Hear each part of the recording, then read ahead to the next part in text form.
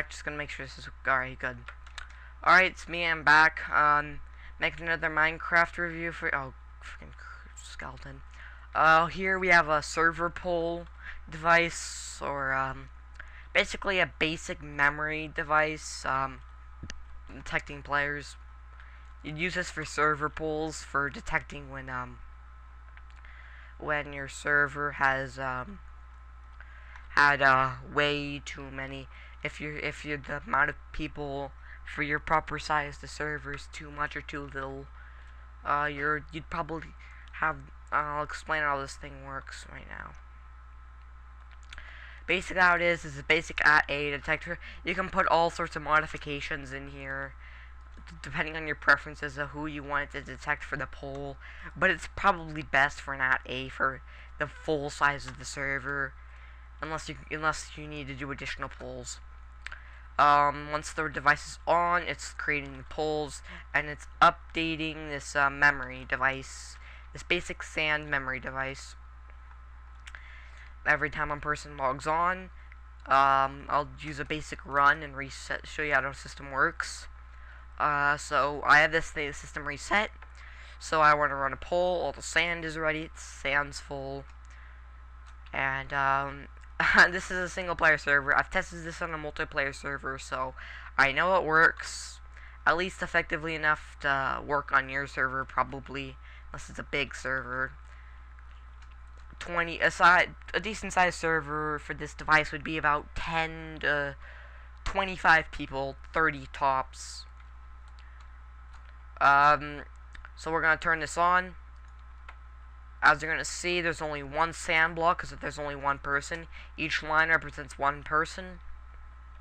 You'd have to modify this graph depending on what you consider, based on how many people you've had on a slow day and how many people you've had on a busy day, based on a green, lime, and orange. And see, there's only one person. It stays like that until I log off.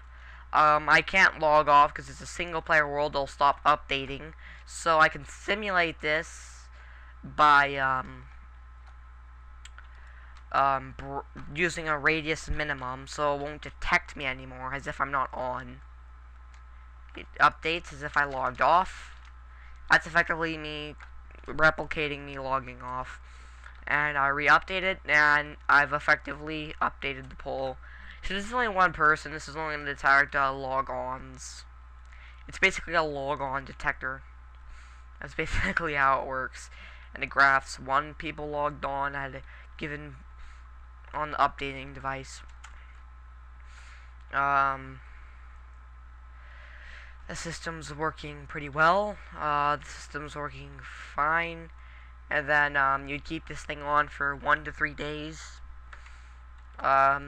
You'd basically make this 20-30 by 30 blocks as far as sand can be pushed by a piston.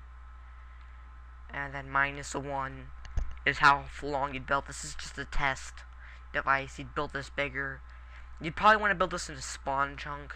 There's tutorials on how to find spawn chunks. I have 13-14 minutes to do this, so I have to hurry.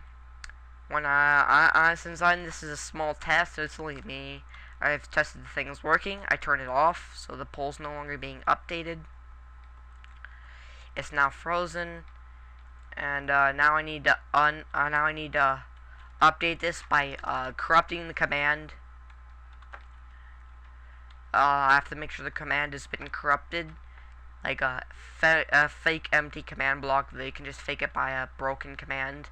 Turn it on for about a few seconds. You'll know because the piston will modify in some way, and all the lights should be off down here. And I can put my at-A, and then if depending on what your modifiers were, you can put them back. And now it's ready. And now all you need to do is reset the sand, refill that sand, and remove all the sand that was on the previous poll. See, this is a very small. I mean, that was this would probably about 5 to 30 minutes. So it would probably I mean, this basically This smalling pole device would probably only work for about an hour, so you'd probably run this. If you were to build this a smaller one, like you'd build this one slightly bigger than this one, you'd build this as wide as many players you have average. Like the amount of you'd build the redstone here as wide as this device here, as wide as you could as many as the limit on your server is set to, and then you adjust your poles accordingly. The empty server should be about 40%. This should be about another 10-20. This should be another 10-20. This should be this orange line, and this red line need to be more specific. I mean, as you can see, it's circulars. If you did a flat grid, it wouldn't be as accurate, as it wouldn't accurately show when the server's close. I mean, it kind of would, but it's better if you curve it towards the end. Because the red is overloaded. Any more people can't get on, or it's red is your server's you'd made it too small. Green is technically, if you could technically add a blue zone here, a light blue zone like this. If you're running a live poll, you'd make a blue zone like another 10-20% at the very first 10-20%, and that'd be too small. Slow server, average day, busy day, server's close to overloading, and the server is full. Sorry, by this I mean close to overloading is close to being full. This poll can be used to several other things. It's basically detecting players and saving memory. You could do this to whatever you want. You could put you could use this to detect griefers too. I could put name and put several griefers. I'm gonna say I put some names here, and you could make it much smaller. You could do like a test to see when they've logged on. Like you could just keep the device on and test when you could test to see their you could keep a permanent poll. The permanent poll is slightly different. Basically, where you have the gray here, you'd make it like this, and you'd add a lot more sand, and it's not that good though, so it's not really worth using. Mainly, I mean, unless it's you would have to use a much smaller scale, so about 3 to 7 people. Like you have a good griefing team. If you know there's a big griefing team coming, you get all the accounts you found, like you know that they've been frequently using, and not accounts they haven't used, and you could use it to track their activity over time. You could probably get a rough idea.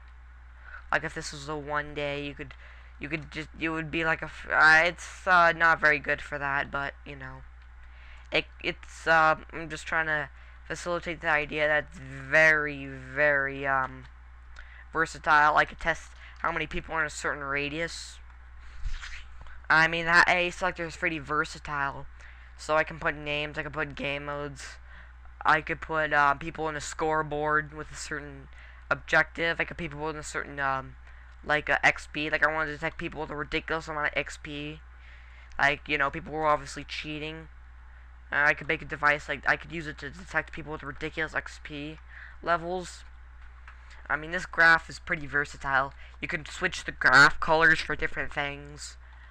It's a very versatile device. I'm pretty sure several other people have done this before, but I'm pretty sure none of them I've seen who've used it in such a way. I mean, it's a basic memory device. It's very common, but this one is, you know. I have about 2 or 3 more minutes, roughly. So, hopefully you like this video. Sorry I can't make an accurate, you know, sorry about that. I mean, obviously, it would take way too much time. Explaining all this stuff took like, almost all my time. It's basically just a show. I gave enough information to build it, if you really wanted to. And you still need AWP and command block, so you're not going to be able to do this on your own. Unless you have some type of cool glitch that would add more redstone via how many people are on. I mean, you can do it with command blocks, obviously, and it'd be a lot more versatile with command blocks, but there probably would be some sort of glitch. I know there's a cow proximity detector that SethBling's used. You could probably, but that doesn't work on how, it doesn't have a specific redstone output, and it just puts power on or power off. It doesn't have a specific power output like A does. So hopefully you like this video, like and subscribe it. It really helps me out. You don't have to, but I'd appreciate it. So thanks for watching my video. See you later, guys. Bye.